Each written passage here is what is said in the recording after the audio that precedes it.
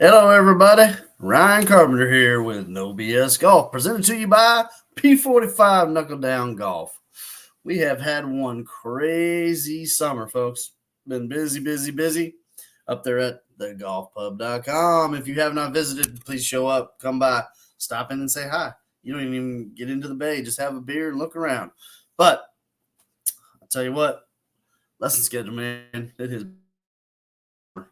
But it's getting to the time where as we're piecing stuff together, two big things start to come to mind, and I want to kind of cover that today. One of the big ones. I always say that joke around with my hunter guys. 'Cause I'm not really a huge hunter, and fella gives me a gun. It designed pretty good. Looks like a pretty good thing. So it probably works pretty good. Here's the problem. There's the deer over there. Oh, geez, I almost killed my friend John over here. Sorry, John. My bad. Well, the gun works just fine, right? So, it has, and it doesn't really surprise me because I've seen it every year for the past 25 years for sure.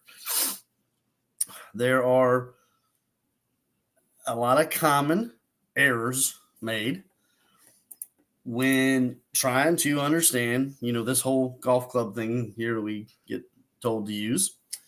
A big part of it is understanding the build of the club and what I call the three angles. You got to understand the three angles. That's crucial. And one of the main three angles relates directly to ball flight, specifically starting line more than anything. And that is directly related to aim. If the tool works, but you don't aim the tool where it's meant to be used, then the tool can't work the way it's supposed to work. And you're going to end up having, sometimes it can be one or two. And honestly, for some players, it can be like 6, 7, 8 disruptive movements that you as an individual start to come up with on your own without even realizing, really, more often than not, of trying to steer that whole thing into place, put that club into position. You think ball's going to do this, but it doesn't, because the reality is the way you're presenting it and the aim line that you're aimed on is actually making it go that way instead. And so now you're playing the next game of, dang, well, how do I fix that next? And throughout, shot to shot, course, the course of time, you come up with your own ways. And most of it is subconscious. So that's something we need to understand and realize, is that you're not necessarily always trying to invent the ball flight, the fix, the way. But the big part of it is if you're not connecting the dots, if you're not getting proper aim, and I can tell you here right now, for all you're going, oh no, I got aim. Look, I got news for you. I got about 50, 60 clips, images alone, just stand stills, and I got billions of videos, but of tour professionals, the elite players on the face of the earth. First thing they do is throw some sticks on the damn ground. Why? To make sure they don't mess up one of the easiest things to mess up, which is aim, and is by far one of the most important things.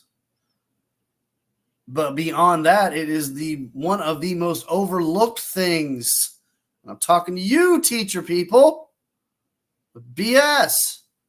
You've got to be constantly making sure we understand where the player's aimed. The player has to constantly be understanding where they're aimed. If they're not aimed correctly, then anything that we talk about from a standpoint of swing this and overhear that and over move that and get to this, that, and blah, blah, blah, is not going to work. Beyond that, the player ain't going to develop that anyways. They're not going to do it. There's two different versions of sitting on a range or bay or whatever and working with somebody. The first version is taking whatever swing they got, looking at the general output, and simply trying to tweak it somehow, make them maneuver it somehow, and just massage the current abilities into a different form of math and impact. So you got a player, let's just say for the sake of easy, got an outside in path of 10 degrees. They got an open face to path of 5 degrees, but they got an open face to target of 10 degrees, and it's just this little fade. That's right. Open face to target, 10 degrees is just a little fade. Put that in your pipe and smoke it. Good luck with that one. Anyways, so on to the next. So the player's like, I don't want to fade it that much, to be honest. And like, okay, well, what do you want to do? I don't know. Maybe work on hitting more draw or something, rather. Okay, well, Well, so the first part is, well, let's see here. Can we even determine, based off your fade pattern, where you're aiming first, player? Well, this is where it gets a little tricky, because I will say, inside a bay, it's harder to see that, because that's one of those things that can be disguised for sure. So we have to assume in a bay players are aimed correctly, but we can't assume that. So one of the first things we have to do within about, I'd say usually we get to about, I don't know, session, it depends on the players, 5, 6, 7, 8, somewhere in that like late bottom 10th lesson range, 5 to 10 range. Okay. That's when it's time to at some point go, okay, let's get on outside. I want to see some things here, because we got to connect the dots. And one of the things that holds players, we get a bunch of swing knowledge understood and changes and moving and better. And they are capable of swinging a club. However, what will occur is you go to a course, especially where the course is designed to throw you off, and the player sets themselves up and puts themselves into positions, and all of a sudden it's like, what is going on here? And that's not the swing that we've been working on. What's going on? And so based off aim, especially, is the number one reason players start to divert and go back a little bit or away from the current process and development. So you take the tweaky guy player, and maybe we just go turn your hand a little there, and try to make face point that way a little more here, or I'm gonna make you feel like you're doing this here. You manipulate the club a little. That's one way to do it. Or you take proper aim and you say, here's what has to take place, John. In order to go from this to this, there's a set of functions that are required to be learned, understood, developed, basically mastered. So get to the point where you are absolutely capable of doing it, and then be able to go to a range and check your aim, and then start trying to apply it, which almost nobody does. And that is a huge mistake. Aim is one of the most missed and overlooked things.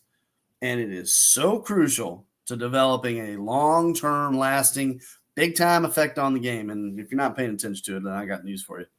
I mean, you might as well be playing darts. So anyhow, been a big one. Not a surprise to me. I see it every year. We're heavily working on aim and connecting ball flight to aim right now, folks, and it's a lot of fun. So what else? There is so much going on. I have not caught up on even the remote. I will say, what was it? Kuchar. Yeah, what the freaking world was that garbage? And anyways, whatever. The ability to have one player choose to hold up a thing is there is a tournament committee for a reason, and the tournament committee should have right there said, no, just finish it up, son. Let's go. So that's the end of that argument. That was garbage. Don't do that, Matt Kuchar. Shame on you. Oh, rest of the world, Scotty. Well, we're always celebrating and congratulating Scotty. So no surprise there. And as we're coming into the fall, right? Football season. Woo! By the way, football season. Gonna go watch the football? Might as well play some golf while you're doing it, folks. Miss no action whatsoever on the football field while playing around at your favorite course. And you're here in Central GA. You're gonna watch the Bulldogs go out, play a little football.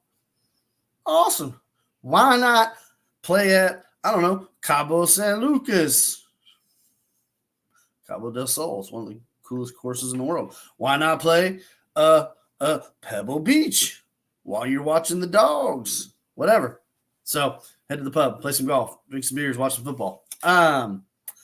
It is getting to that time where we are about to begin the process, and I know it's a little different here, but because to be technically, there's no winter here. Sorry, I know it just ain't get cold to me. But anyways, as we get into winter season, it's more about reassessment season, folks. It is time to reassess. If you haven't already assessed, which really is just the evaluation lesson, well, after the evaluation lesson and after a set of 10, 20, 30, 40 lessons, we go through the reassessment time. Where are we at? How far have we come? What have we achieved? But more importantly, we're about to get to that point where we have 6 months before the next spring. Guess what? We don't want to get to spring and be starting again. We don't want starting spring. We want to hit day 1 of spring, call it April 1, whatever, and hit the ground running. We want to have a swing and a ball flight and a consistency and we want all the skills done, and we're just maintaining the skills at that point. We're sharpening them. We're preparing upstairs and inside for tournament season or whatever. Beat your buddies and beat them by 10 strokes, and they don't know what the world where you came from. All of a sudden, they can't keep up with you to nothing. It don't matter what your goal is, but the key is to set some goals for the spring. Start planning now.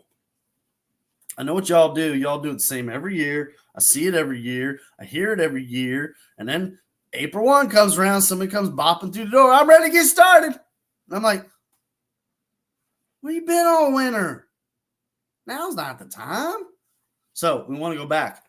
We want to start here in October. You got October, November, December, January, February, March. You got 6 months. That's when we get. But we got to get started now. We got to evaluate now. We got to put the plan in place to get to the actions and go through the processes and build these things into new skills, abilities, swing, and be prepared to hit the ground running when it comes to spring.